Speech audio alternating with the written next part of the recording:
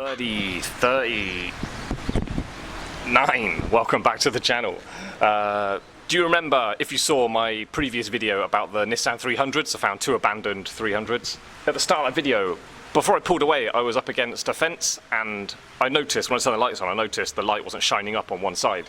So that's why I got out of my car and had a look. And yeah, sure enough, this bulb is out. So I'm gonna change this light bulb basically. So this video, I know it's not that much of a big deal for people who know about cars, but I want to put it on YouTube because if you haven't done this kind of thing before, you might want to search like what the job might be like. So when you're changing it in your car, you can save yourself a ton of money. Like, it's not going to be hugely expensive from a main dealer, but certainly tens of pounds. And I mean, I wouldn't be surprised if you got something a bit prestige. They might charge you like 200 quid or something just to change a light bulb. Or they'll probably tell you need a whole new light unit.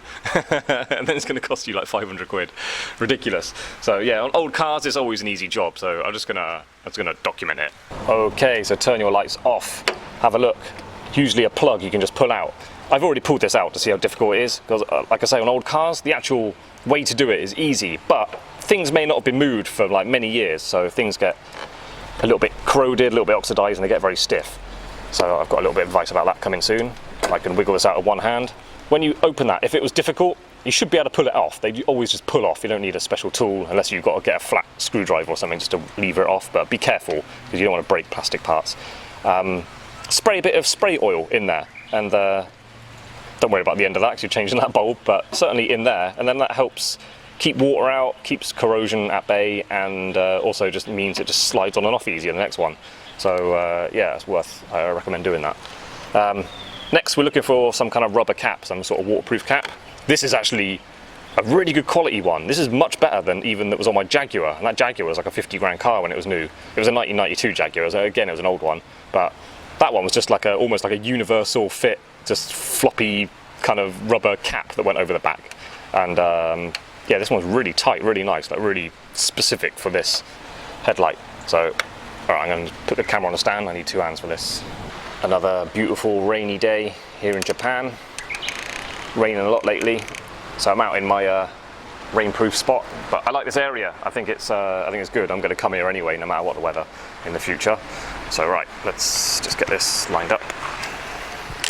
So that rubber cap, I'm going to be wiggling it off. Ideally, you just pull them off. Yeah, don't need any tools left. Okay. I mean, not much water is going to get up here anyway, but it's worth having rubber caps on these sort of things, keeps dust out. Can't always completely remove them, sometimes they're just like hanging on a little loop or something, but there you go. Oops, sorry, there you go. Give that a wipe, make it look nice before you put it back on. Okay, so now the bulbs, there's usually some sort of spring clip going in there, like you have to squeeze a little section of it or just pull a bit down and move it up. I can see what I need to do. There's a little, I need to push a little clip out and do that. Quite easy. Okay, right, this comes loose. Let me show you what just happened. Right, seeing that? Little clip. It just goes in there, I just pushed it in, went out. That kind of thing. It's always like a wiry, springy clip you're looking for. There's always something to do with that. Sometimes you've got to squeeze them together or something. So now that's up. This bulb is loose. Should be able to maneuver it out. Nothing's like getting forced. Everything's just you've got to move apart. Hang on, how do I do this? All right, so there you go, and there's the bulb. So there's the bulb, the big ugly thing. So when you look at the filaments inside, I don't know if you can see that. One is there and one is not. Because you've got full beam's still working, but the dipped beam is the one that's blown off. All right, cool. So now I've got that out, I'm just going to take that to the shop. Just make sure I get the right one, 551. I don't know how old this bulb is. Looks quite old design, I've never seen one like that before. Anyway, replace it with a nice modern one. And obviously buy two, do both sides at the same time. Cool, let's go to the shop.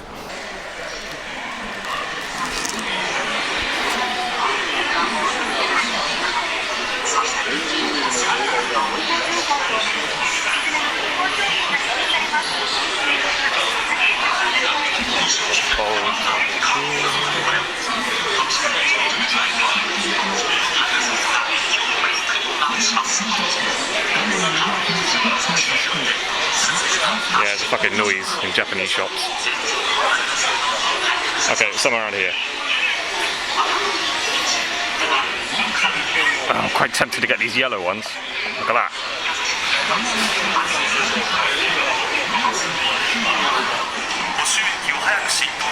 Just show you the alloy wheels while we're here.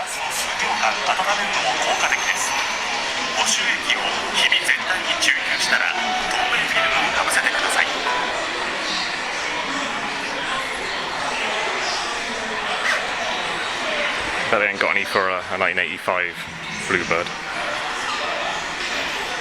And if you're wondering, I am at Autobacs. There's loads of these around Japan. They're very good shops. They've got stuff for everything. I've got the oil changed on this car in the garage. I like the fact there's sells all the parts for cars, like everything, and then there's mechanics attached to it. I don't know why they don't do that in the UK. It's totally sensible. Anyway, thank you Autobacs. Let's go and fit this bulb.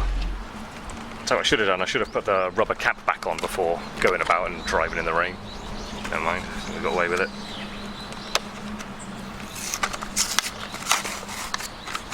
Alright, try not to touch the glass bit, the actual bulb.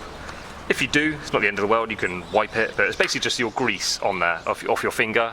It can cause a problem, it can just make it not shine as bright. It sort of, that gets so hot, yeah, any kind of grease on there burns on there, you end up with like a brown patch.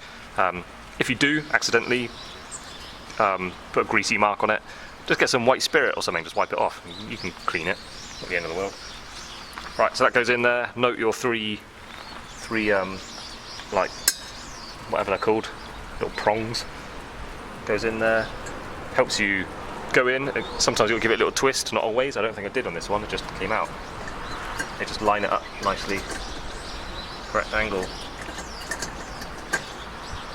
There you go, yeah, mine doesn't twist, it just slots in. Spring clip.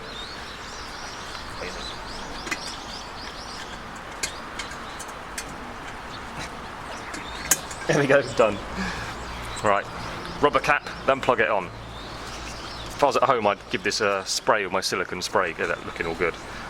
So I'm a nerd like that. Every time I take something off a car, I clean around it before it all goes back together. Yeah, got an arrow going up. That was what I remember hooking my finger into to pull it up. So, make sure it all lines up nicely. There you go, done. Hook this back on. I've already sprayed oil in there last time I fiddled with it. So that slots in nicely. Let's test it out. I've got another bulb doing the other side as well.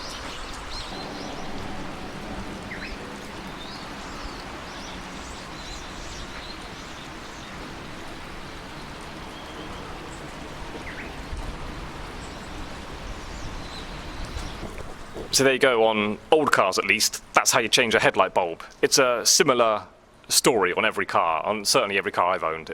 There's always that plug you initially pull out. It's always a bit difficult if it hasn't been moved for years. You can help yourself out by giving it a squirt with some spray oil. Yeah, that pulls off. Then there's the rubber cap, and then there's some sort of springy clip you got to move. And you can just look at it before you touch anything, before you start ripping things really hard or really yanking on stuff. Just look at it and try to understand how things come apart. But yeah, it's not hard. It's literally very rarely more than 10 minutes work. Yeah, that's it. I'm going to go ahead and do the other side, just so I've got fresh bulbs both sides. So that's all from me, Birdie 39. Also the little birds jumping around in a bush over there. I bid you farewell. And if you like the video, or you want to help me grow the channel for the algorithms, why not click like and subscribe. Thanks, see you next time, bye.